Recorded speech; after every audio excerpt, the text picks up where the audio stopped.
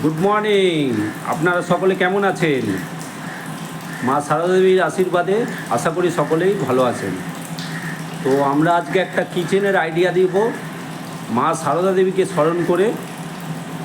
মা সারদা দেবীর ফটো দেখবেন কিচেনের মাথার উপর সবার লাগানো থাকে, কারণ মা সারদা দেবী খাওয়াতে ভালোবাসতেন নিজের হাতে রান্না করে।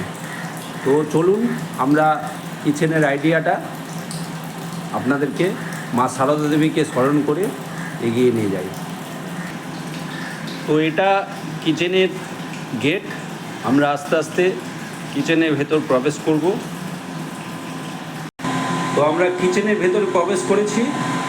দেখুন একটা কি সুন্দর জানলা কিচেনের উপর আছে, পেছনে ভেন্টিলেটর লাগানো আছে, যেটা এখন এই মুহূর্তে ভাত রান্না হচ্ছে এবং ভেন্টিলেটর দিয়ে কিচেনের হিটটাকে বাইরে বের করে দেওয়া হচ্ছে,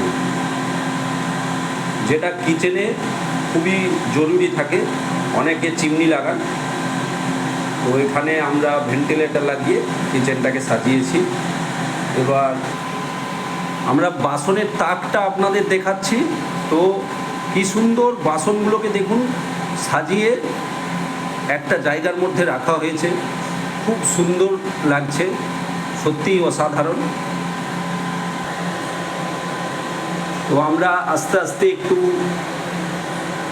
পারিপার্শ্বিক দিকটা দেখাচ্ছি। কিচেনে এটা বেসিন,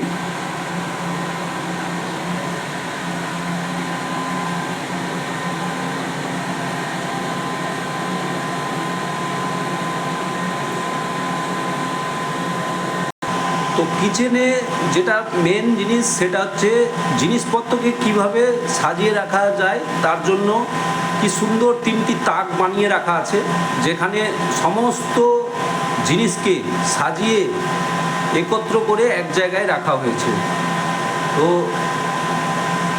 আপনাদেরকে দেখাচ্ছি, দেখুন।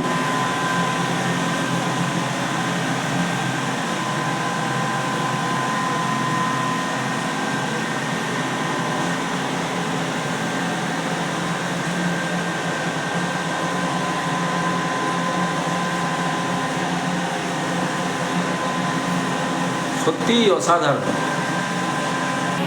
এখানে একটু বড় ডেস্ক আছে, যেখানে আরও জিনিসপত্রকে রেখে দেওয়া হয়েছে।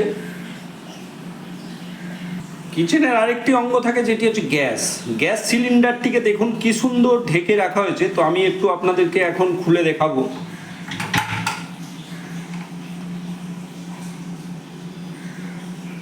সত্যিই এবার ওটিকে এখানে ঢেকে বন্ধ করা হয়ে রাখা হয়েছে।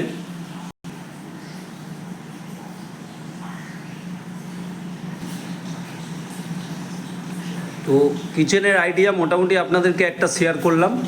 আপনারা অবশ্যই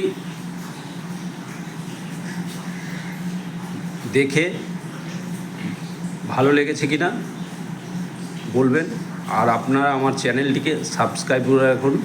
নেক্সট আরও সুন্দর কিছু আপনাদেরকে শেয়ার করতে পারি, যাতে মা সারদা দেবীর আশীর্বাদ নিয়ে আমি এখন আমার এই ভিডিওটি শেষ করছি। সবাই ভালো থাকবেন।